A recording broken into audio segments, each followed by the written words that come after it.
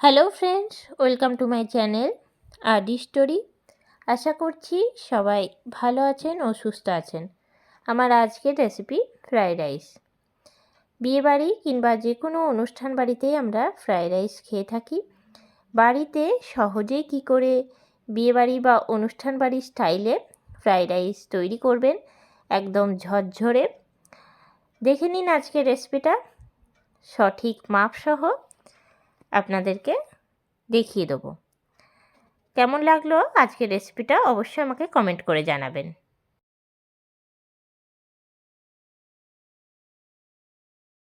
Fried rice করার জন্য প্রথমে আমি চাল নিয়ে নিয়েছি 500 গ্রাম, আর নিয়েছি বাসমতি রাইস। বাসমতি রাইস দিয়ে ফ্রাইড রাইসটা কিন্তু খুব ভালো হয়। চালটা ভালো করে ধুয়ে নিচ্ছি, 4 থেকে 5 বার জল পাল্টে পাল্টে চালটা ধুয়ে নিচ্ছি। চালটা ভালো করে ধোয়া হয়ে গেলে 20 থেকে 25 মিনিট জলে ভিজিয়ে রাখবো। 20 থেকে 25 মিনিট পরে আবার ফিরে আসছি। অন্যদিকে ভাজাগুলো আমি কেটে নিয়েছি। আমি এখানে গাজর, ক্যাপসিকাম আর বিনস কেটেছি। প্রত্যেকটা সবজি একটুখানি বড় বড় করে কেটেছি, আর গাজরটা একটুখানি মোটা করে কেটেছি যাতে ভাজতে গিয়ে একদম না গলে যায়। আর বিনসটাও একটুখানি লম্বা আকারের কেটেছি। নিয়ে নিয়েছি কাজু আর কিশমিশ। কিশমিশটা জলে ভিজিয়ে রেখেছি। অন্যদিকে একটা ডেকচিতে জল দিয়ে নিলাম চালটা সেদ্ধ করার জন্য। জলের মধ্যে দিয়ে দিলাম লবণ। আমি এখানে হাফ চামচ করে দুবার লবণ দিলাম, মোটা 1 চামচ লবণ দিলাম। আর দিয়ে দেবো ছোট চা চামচের মাপ করে 1 চামচ রিফাইন্ড অয়েল। এতে করে ভাতটা একদম ঝরঝরে হবে। আর দিয়ে দিচ্ছি 1 চামচ ভিনিগার।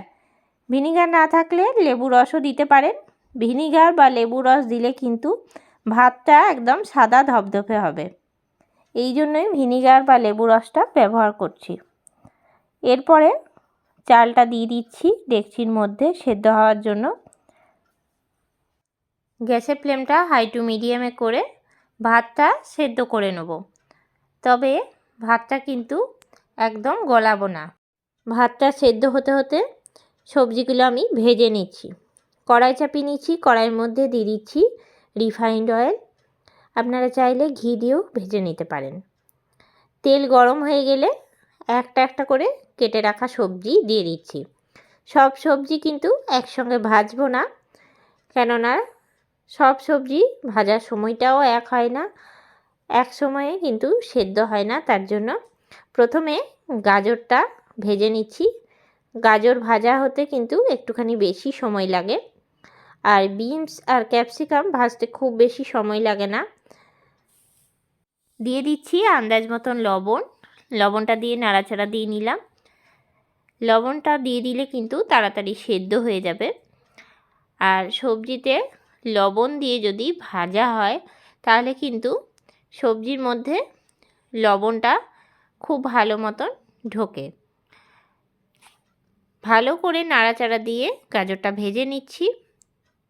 গাজরটা ভাজা হতে 15 থেকে 20 মিনিটের মতন টাইম লেগেছে, গ্যাসের ফ্লেমটা লো টু মিডিয়ামে করে। গাজরটা এখন ভাজা হয়ে গেছে, আর ঝাঁঝরা দিয়ে ছেঁকে আমি তুলে রাখছি। এরপরে আমি ভেজে নিচ্ছি বিনসটা। বিনসটা ওই একই তেলের মধ্যে দিয়ে নিলাম। দিয়ে দিচ্ছি সামান্য পরিমাণে লবণ। লবণটা দিয়ে নিয়ে ভালো করে নাড়াচাড়া দিয়ে নেব। গ্যাসের ফ্লেমটা লো টু মিডিয়ামে করে প্রত্যেকটা ভাজাই কিন্তু ভেজে নেব। বিনসটা ভাজতে খুব বেশি সময় লাগবে না, 7 থেকে 10 মিনিটের মধ্যে কিন্তু বিনসটা ভেজে নেওয়া হয়ে যাবে। ভাজা হয়ে গেলে ঝাঁঝরা দিয়ে ছেঁকে নেব। ছেঁকে নিয়ে থালার মধ্যে তুলে রাখছি। ওই তেলের মধ্যে আবারও আমি ভেজে নিচ্ছি ক্যাপসিকামটা। ক্যাপসিকামটা একটুখানি লম্বা লম্বা করে কেটেছি। দিয়ে দিলাম আন্দাজ মতন লবণ। ভালো করে নাড়াচাড়া দিয়ে নিচ্ছি। ক্যাপসিকামটা ভাজতে কিন্তু খুব বেশি সময় লাগে না, 5 থেকে 7 মিনিটের মধ্যেই ক্যাপসিকামটাও ভেজে নেওয়া হয়ে গেছে। তুলে রাখছি থালার মধ্যে। এরপরে আমি ভেজে নিচ্ছি কাজু আর কিশমিশটা। প্রথমেই দিয়ে দিলাম কাজু, যেহেতু কাজুটা ভাজতে একটুখানি বেশি সময় লাগে। তারপরে দিয়ে দিলাম ভিজিয়ে রাখা কিশমিশ। গ্যাসের ফ্লেমটা লো টু মিডিয়ামে রেখে কাজু আর কিশমিশটা ভেজে নিচ্ছি। এখন কাজু আর কিশমিশ ভেজে নেওয়া হয়ে গেছে, তুলে রাখছি থালার মধ্যে। ভাজাগুলো মোটামুটি কমপ্লিট হয়ে গেছে ভেজে নেওয়া। গাজর, ক্যাপসিকাম, বিনস, কাজু কিশমিশ সবই ভেজে নিলাম।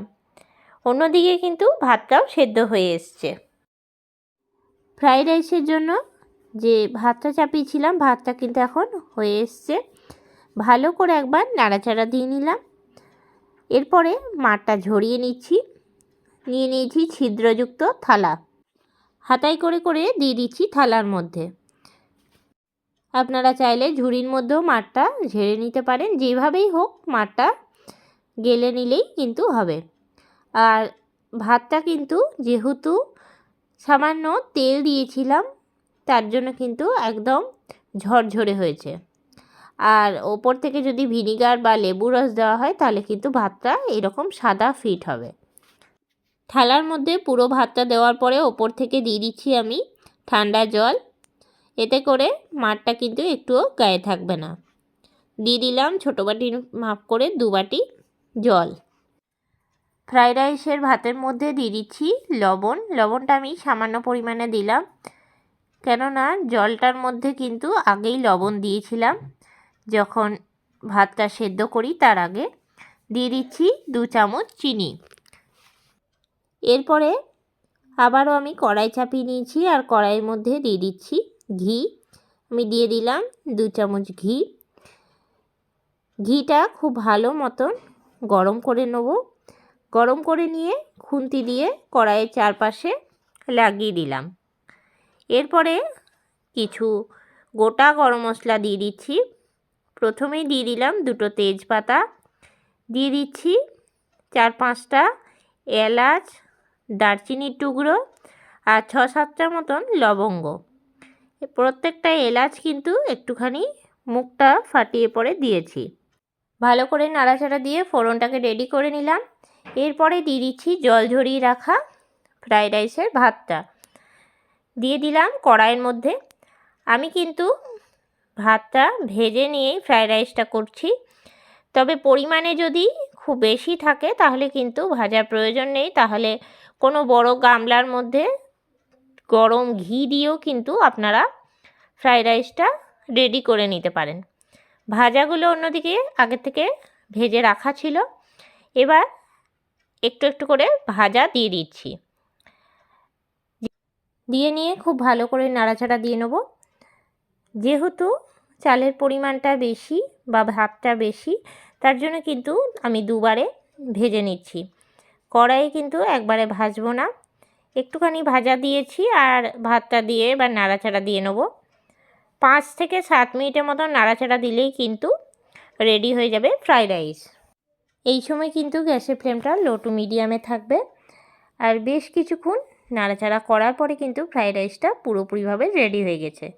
এবার পরিবেশন করে নেব। এরপর পরিবেশনের জন্য আমি প্লেটের মধ্যে তুলে রাখছি। আর এই রকম পদ্ধতিতে করলে কিন্তু একদম ঝরঝরে ফ্রাইড রাইস তৈরি হবে। কেমন লাগলো আজকের এই রেসিপিটা অবশ্যই আমাকে জানাবেন। চিলি চিকেন বা কষা মাংস যে কোনো কিছুর সঙ্গে কিন্তু খেতে দারুণ লাগে। রেসিপিটা আপনাদের ভালো লেগে থাকলে লাইক করবেন, শেয়ার করবেন। এই চ্যানেলে নতুন বন্ধু হয়ে থাকলে চ্যানেলটা সাবস্ক্রাইব করা অনুরোধ রইল। পাশে থাকা বেল আইকনটা প্রেস করে রাখবেন সবার আগে নোটিফিকেশন পাওয়ার জন্য। আর যারা ফেসবুক পেজ থেকে দেখছেন অবশ্যই পেজটাকে ফলো করে দেবেন। আবারও নতুন কোনো রেসিপি নিয়ে হাজির হব। সঙ্গে থাকুন আর দেখতে থাকুন। সবাই ভালো থাকবেন, সুস্থ থাকবেন।